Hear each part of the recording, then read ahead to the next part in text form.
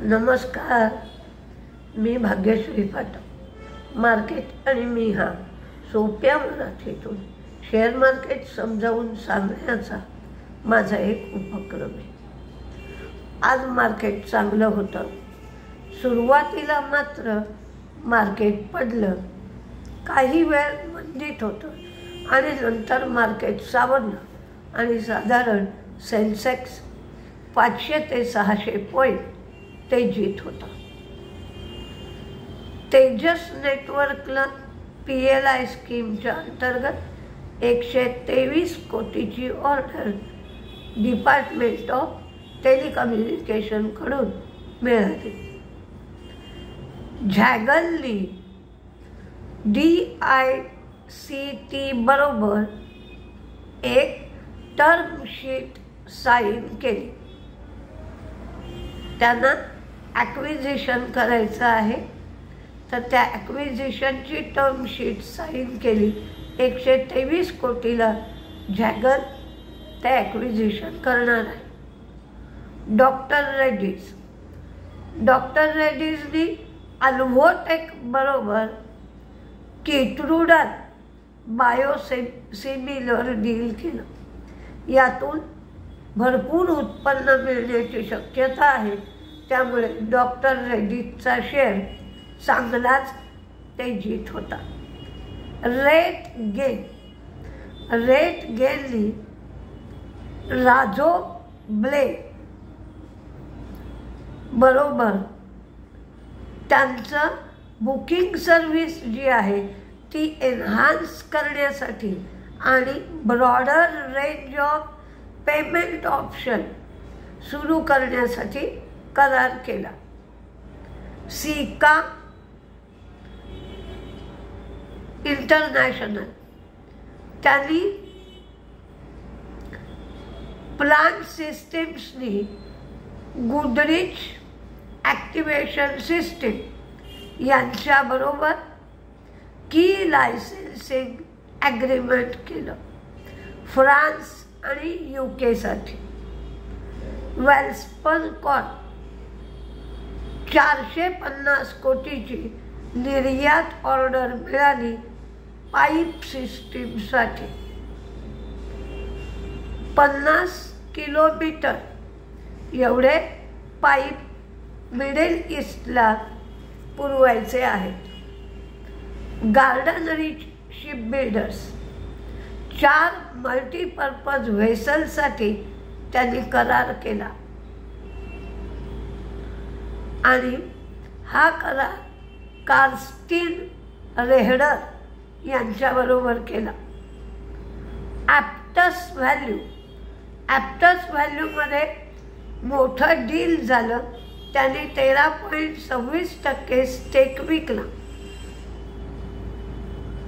आणि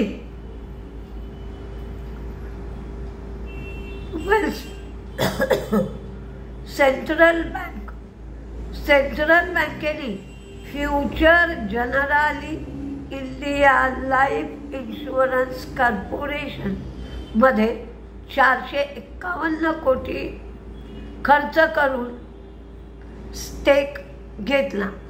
हा stake 14.9% stake central बँकेने घेतला.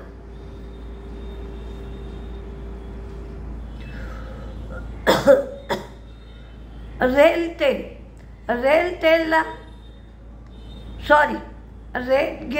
274 कोटीची ऑर्डर महाराष्ट्र राज्य परिवहनकडून मिळाली. भारती एअरटेलमध्ये सुद्धा 37.97 लाख शेअर्स 716 कोटीमध्ये हे डील झालं.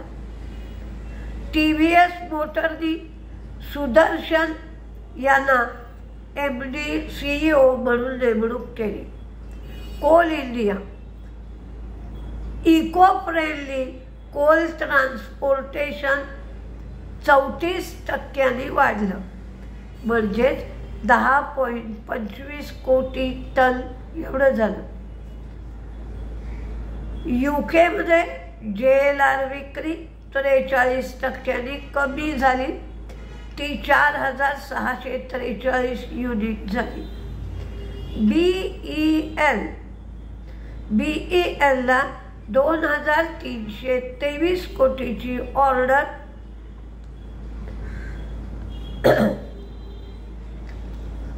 Mazgaon dock garden ship builders यांच्याकडून मिळाली. आपण पेंट इंडस्ट्रीची माहिती घेतोय. 2 दिवस मी तुम्हाला काय सांगितलं की पेंट इंडस्ट्रीकडे आपलं लक्ष कधी जातं तर सरकारची काही योजना आली तर, आणि जेव्हा मोठ्या मोठ्या कंपन्या 10,000 हजार कोटी रुपये पेंट इंडस्ट्रीमध्ये गुंतवत आहेत, तर का बाबा ते पेंट इंडस्ट्रीमध्ये त्यांना घुसावंसं वाटतंय? काहीतरी असेल ना. म्हणजे पुढच्या 5 वर्षांचा 10 वर्षाचा विचार करून ते एवढी मोठी गुंतवणूक करत असणार. म्हणजे या सगळ्या गोष्टींचा विचार आपण केलाय. पुष्कळ कंपन्या आता पेंट इंडस्ट्रीमध्ये आल्या, त्यामुळे स्पर्धाही वाढली आहे, आणि स्पर्धा वाढली की आपोआप मार्जिन कमी होतं आणि सगळेच जण काही या स्पर्धेत टिकून राहतील असं नाही. आता पेंट इंडस्ट्रीसाठी तुम्हाला सप्लाय चेन लागते, डिस्ट्रीब्युशन नेटवर्क लागतं, डीलर नेटवर्क लागतं. आता एशियन पेंटचं हे नेटवर्क 1,60,000 रिटेलर्स आहेत त्यांचे, तर बर्जर पेंटचे मात्र 60,000च फक्त रिटेलर आहेत. ब्रँड रॉयल्टी लागते, त्यांचा रॉ मटेरियल क्रूड आहे, डिस्ट्रीब्युशन नेटवर्क लागतं, भांडवल भरपूर प्रमाणात लागतं, टेक्निकल नो हाऊ म्हणजे तंत्रज्ञान लागतं, आणि स्पर्धेमुळे प्राईस वॉर तर आहेच. म्हणजे त्याच्यापेक्षा आपण किंमत कमी ठेवली तरच आपला माल विकला जाईल. तर अशा वेळेला काय केलं जातं? मग प्रीमियम प्रॉडक्टवर जोर दिला जातो. इको फ्रेंडली पेंट बनवला जातो. मर्जर ॲक्विजिशन केले जातात. पुट्टी, वॉटरप्रूफिंग आणि पेंटिंग सर्व्हिसेस पुरवून स्वतःचा रेव्हेन्यू वाढवण्याकडे ते लोक लक्ष देतात.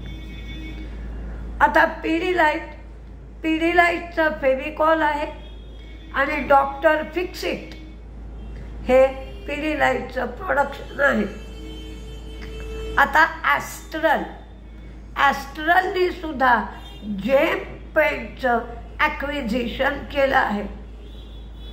JSW पेंटनी या स्पर्धेत टिकाव धरण्यासाठी any colour one price policy काढली आहे. कोणत्याही रंगाचा तुम्ही पेंट घ्या, तुम्हाला किंमत एकच लावली जाईल, समान किंमत असेल. रंगाच्या वेगवेगळ्या रंगाला वेगवेगळी किंमत नाही. आणि लो व्हॅल्यू प्रॉडक्ट याच्यामध्ये शिफ्ट केलं जातं. आणि कुणीही डीलर काय होतं अशा वेळेला, स्पर्धा असली की डीलर इन्व्हेंटरी ठेवायला कधी तयार नसतो, कारण लोक अचानक दुसऱ्याचा माल मागायला लागली तर डीलरकडे उरणार नाही. त्यामुळे डीलर कधीही इन्व्हेंटरी ठेवायला तयार नसतो. आता डीलर इन्व्हेंटरी ठेवत नाही म्हणजे कंपनीचं भांडवल अडकून पडतं. आता याच्यासाठी काय काय हवं? चांगला पाऊस हवा, परवडणारी घरं हवीत, सरकारी योजना हव्यात, घरासाठी कर्ज सुलभ दराने सरकारने द्यायला हवं. आणि ऑटो इंडस्ट्रीला सुद्धा पेंट लागतो. त्यामुळं ऑटो इंडस्ट्रीची जर ग्रोथ झाली तर आपोआप पेंट इंडस्ट्रीची पण ग्रोथ होते. पण सध्या कॉम्पिटिशन खूप वाढल्यामुळे पेंट इंडस्ट्रीची ग्रोथ म्युटेड म्हणजे कमी आहे किंवा यथातथा आहे. ही ग्रोथ यथातथा असण्याचं कारण मी तुम्हाला सांगितलं की स्पर्धा खूप वाढली आहे म्हणून ग्रोथ यथातथा आहे. पण एशियन पेंटकडे सगळ्या प्रकारच्या सुविधा उपलब्ध आहेत, पण बाकीच्या कंपन्यांना या स्पर्धेत टिकाव धरायला कठीण जात आहे. आणि पेंट इंडस्ट्रीमध्ये सगळेजण का घुसत आहेत तर हा हाय प्रॉफिटेबिलिटी बिझनेस आहे.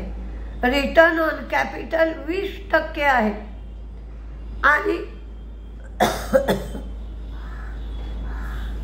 अर्निंग 37.5% एवढं एशियन पेंटचं अर्निंग आहे.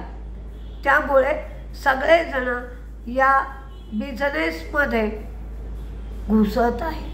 तर आपण बराच मागोवा पेंट इंडस्ट्रीचा घेतला आहे. तुम्ही पण पेंट इंडस्ट्रीचं वाचन करा, काय काय होत आहे ते बघा आणि मग तुमच्या लक्षात येईल की एशियन पेंटचा मार्केट शेअर हळूहळू कमी होतो आहे, म्हणून एशियन पेंटच्या शेअरचा भावही कमी होतो आहे. एशियन पेंटचा मार्केट शेअर 59% आहे आत्ता सध्या. बर्जर पेंटचा 18, कन्साय नेरोलॅकचा 15. कन्साय नेरोलॅक इंडस्ट्रियल पेंट तयार करते आणि ॲक्झो नोबल डिलक्स पेंट आहे त्यांचा मार्केट शेअर फक्त 7% आहे. मार्केट शेअर कमी व्हायला लागला तर मग margin, earning, EPS earning per share, PE ratio सगळेच कमी होत जातात. आणि रेशो कमी व्हायला लागले की शेअरचा भाव शेअर महाग वाटू लागतो आणि शेअर महाग वाटू लागला की मग शेअर पडू लागतो. तर या पेंट इंडस्ट्रीचे रेशो काय आहेत ते आपण उद्याच्या भागात बघूया. तुम्हाला शक्य झालं तर तुम्ही सुद्धा बघून ठेवा. आता उद्या रिझर्व्ह बँकेची पॉलिसी आहे. रिझर्व्ह बँक रेट कट करते का काय काय करते ते आपण उद्या पाहूया. नमस्ते.